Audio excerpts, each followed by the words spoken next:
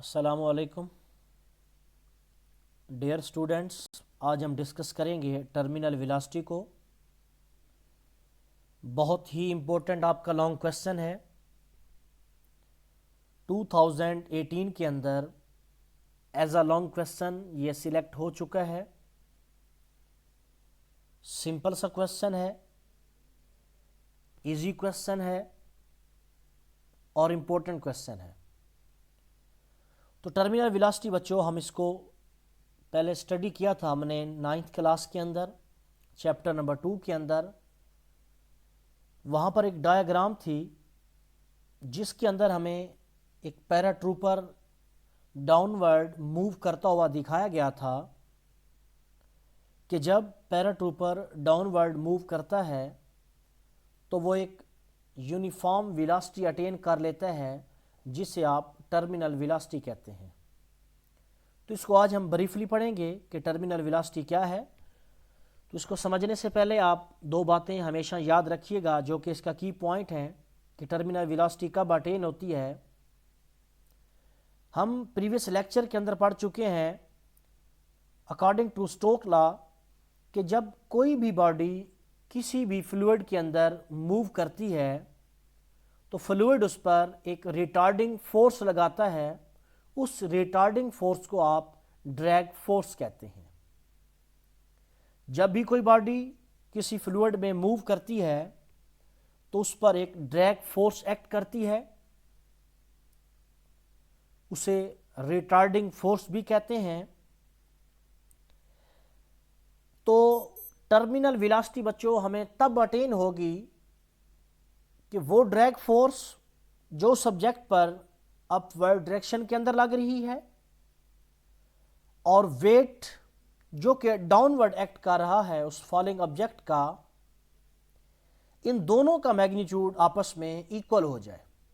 Means के magnitude of weight equal होना चाहिए मैग्नीट्यूड ऑफ ड्रैग फोर्स के। जब ये दोनों इक्वल होंगे तो बॉडी यूनिफॉर्म वेलोसिटी के साथ मूव करेगी और उस वेलोसिटी को आप कहेंगे टर्मिनल वेलोसिटी। तो इसको बच्चों समझते हैं डेफिनेशन के जरिए। The maximum and constant velocity, the maximum and constant velocity of an object, किसी भी ऑब्जेक्ट की ज्यादा से ज्यादा और constant velocity falling vertically downward, जब वो डाउनवर्ड फॉल कर रहा होता है, जब वो नीचे गिर रहा होता है, जब वो डाउनवर्ड मूव कर रहा होता है, इज कॉल्ड टर्मिनल वेलोसिटी। आप उसे टर्मिनल वेलोसिटी कहते हैं। सिंपली हम यूं भी कह सकते हैं कि जब कोई भी ऑब्जेक्ट डाउनवर्ड फॉल कर रहा होता है, वर्टिकली डाउनवर्ड मूव कर रहा होता है, तो उसकी जो मैक्सिमम कांस्टेंट वेलोसिटी होती है बच्चों, आप उसे क्या कहते हैं? टर्मिनल वेलोसिटी कहते हैं। तो एक और भी डेफिनेशन है, when the weight of falling object, when the weight of falling object and drag force become equal, जब किसी भी फॉलिंग ऑब्जेक्ट का वेट और drag force become equal, equal हो जाते हैं इन मैग्नीट्यूड, मैग्नीट्यूड के अंदर, मीन्स के magnitude of weight becomes equal to magnitude of drag force, velocity of body becomes maximum. तो उस वक्त बॉडी की जो वेलोसिटी है वो क्या हो जाती है? मैक्सिमम हो जाती है, विच इज कॉल्ड टर्मिनल वेलोसिटी, जिसे हम क्या कहते हैं? टर्मिनल वेलोसिटी कहते हैं। वही दो की कंसेप्ट बच्चों जिसको हम पहले डिस्कस कर चुके हैं कि when weight of body become equal to drag force, कि जब वेट और ड्रैग फोर्स आपस में इक्वल होते हैं, इनके मैग्नीट्यूड आपस में इक्वल होते हैं, तो बॉडी मूव करती है मैक्सिमम वेलोसिटी के जरिए, विच इज कॉल्ड टर्मिनल वेलोसिटी, और इसे डिनोट किया जाता है वीटी के जरिए। तो इसको ड्राइव करते हैं, एक्सप्लेन करते हैं बच्चों इसको। कि सपोज करते हैं हमारे पास एक फॉग ड्रॉपलेट है, हमारे पास एक ड्यू ड्रॉप है, हमारे पास एक वाटर ड्रॉप है, रेन ड्रॉप है जो कि फॉल कर रहा है वर्टिकली डाउनवर्ड, और डायग्राम के जरिए डिमॉन्स्ट्रेट किया गया है बच्चों, ये एक फॉग ड्रॉपलेट है जो कि डाउनवर्ड फॉल कर रहा है, उसका वेट डाउनवर्ड एक्ट कर रहा है, और उस पर लगने वाली जो ड्रैग फोर्स है वो अपवर्ड डायरेक्शन के अंदर है। कंसीडर अ फॉग ड्रॉपलेट, हमारे पास एक धुंध का कतरा है, पानी का एक कतरा है, फॉलिंग वर्टिकली डाउनवर्ड, जो नीचे की जानिब गिर रहा है, जो फॉल कर रहा है।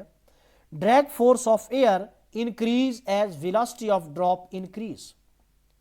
स्टोक्स लॉ ने हमें क्या बताया था कि जब कोई भी बॉडी किसी फ्लूइड में से मूव करती है तो उस पर ड्रैग फोर्स एक्ट करती है। अब बॉडी मूव कर रही है एयर में से, तो एयर क्या करेगी, उस पर एक रिटार्डिंग फोर्स लगाएगी which is called drag force. जैसे जैसे velocity of object, velocity of drop increase करेगी, ड्रैग फोर्स भी इंक्रीज करेगी। Drag force of air increase as velocity of droplet increase, कि जैसे जैसे water drop, dew drop, fog drop, जैसे जैसे ये नीचे मूव करेगा इसकी वेलोसिटी बढ़ना शुरू हो जाएगी। क्यों? क्योंकि इसका वेट किधर है, वेट इसका डाउनवर्ड एक्ट कर रहा है, मीन्स कि इसको force of gravity toward the centre of earth इसे क्या करेगी, अट्रैक्ट करेगी। अब इसकी वेलोसिटी इंक्रीज होगी जिससे ड्रैग फोर्स ऑफ एयर भी इंक्रीज करेगी। तो हम फाइंड करते हैं the net force on the droplet. तो जब फॉग ड्रॉपलेट डाउनवर्ड मूव कर रहा होगा, ड्रैग फोर्स अपवर्ड, तो हमारे पास नेट फोर्स का रिलेशन क्या आएगा, तो हमारे पास रिलेशन आएगा बच्चों, net force is equal to weight minus drag force. Weight जो कि डाउनवर्ड एक्ट कर रहा है और ड्रैग फोर्स जो कि अपवर्ड डायरेक्शन के अंदर एक्ट कर रही है। तो नेट फोर्स को हम रिप्रेजेंट करेंगे एफ के साथ, वेट को mg के साथ, माइनस और ड्रैग फोर्स जो कि हमने स्टोक्स लॉ के अंदर देखा था, its value is 6 pi eta R V. तो हमारे पास न्यूटन सेकेंड लॉ है F is equal to M A, तो F की जगह हम पुट करेंगे M A which is equal to M G minus 6 pi eta R V. और डेफिनेशन के अंदर बच्चों हम डिस्कस कर चुके हैं कि जब ड्रैग फोर्स और वेट इक्वल हो जाते हैं तो ड्रॉपलेट क्या करता है, it will start to move with uniform velocity, और उसी यूनिफॉर्म वेलोसिटी को आप कहते हैं terminal velocity which is denoted by V. तो लिखा हुआ है यहां पर when drag force become equal to weight, कि जब ड्रैग फोर्स वेट के इक्वल होगी then it will start to move, तो ये मूव करेगा with uniform velocity, uniform velocity के साथ, कॉल्ड टर्मिनल वेलोसिटी, जिसे आप क्या कहते हैं, टर्मिनल वेलोसिटी कहते हैं, and it is denoted by V. अब बात हो रही है यूनिफॉर्म वेलोसिटी की। जब भी कोई ऑब्जेक्ट यूनिफॉर्म वेलोसिटी के साथ मूव करता है तो उसमें एक्सेलरेशन पैदा नहीं होता। एक्सेलरेशन बच्चों तब पैदा होता है जब किसी भी ऑब्जेक्ट की वेलोसिटी चेंज हो रही होती है। तो इट्स मीन कि यहां पर एक्सेलरेशन क्या होगा, जीरो होगा, A is equal to zero. तो हमारे पास इक्वेशन 1 यूं कुछ होगी, m into zero that is equal to M G minus 6 pi eta R V T. यहां पर वी टी किसको शो कर है, टर्मिनल वेलोसिटी को। m इंटू जीरो, ये जीरो क्यों लिखा गया है यहां पर, because the value of a is equal to zero, a is zero, acceleration is zero, because body is moving, droplet is moving with uniform velocity. तो m जब मल्टीप्लाई होगा जीरो के साथ तो zero that is equal to M G minus 6 pi eta R V T. ये value यहां पर minus की है, जब आप इसको दूसरी साइड पर मूव करेंगे तो आपके पास ये वाली जो वैल्यू है ये पॉजिटिव की हो जाएगी। तो हमारे पास रिलेशन आएगा 6 pi eta R V T that is equal to M G. तो हमारे पास रिलेशन आया 6 pi eta R V T that is equal to M G. यही वो कंडीशन है जब बॉडी मूव करती है यूनिफॉर्म वेलोसिटी के साथ, which is called terminal velocity. तो हम क्या करेंगे, हमें वैल्यू चाहिए वी टी की, हमें वैल्यू चाहिए वी टी की, तो हम दोनों साइडों पे डिवाइड कर देंगे 6 पाई ईटा आर, इस साइड पर भी और इधर भी 6 पाई ईटा आर। तो आपके पास वी टी आएगा M G over 6 pi eta R. We know that, हम जानते हैं, हमें वैल्यू चाहिए एम की। Density is equal to mass per unit volume, means के rho is equal to mass over volume. तो हमें वैल्यू चाहिए मैस की, तो हम वॉल्यूम को इधर मल्टीप्लाई कर देंगे, तो हमारे पास रिलेशन आएगा मैस का, mass is equal to rho V. This is the mass of droplet, this is the density and this is the volume. अब हमें मालूम है कि हमारे पास जो स्फेयर है, हमारे पास जो ड्रॉप है वो स्फेयर फॉर्म के अंदर है, तो हम उसके लिए यूज करेंगे रिलेशन कि volume of sphere is equal to 4/3 pi R cube. What is this? This is the volume of sphere, because कि यहां पर जो ड्रॉपलेट लिया गया है बच्चों वो स्फेयर शेप के अंदर है, तो हम लिख सकते हैं कि volume of sphere is equal to 4/3 pi R cube.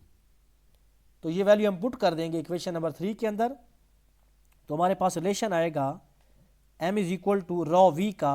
अब ये रिलेशन बन जाएगा बच्चों, m is equal to rho into 4/3 pi R cube.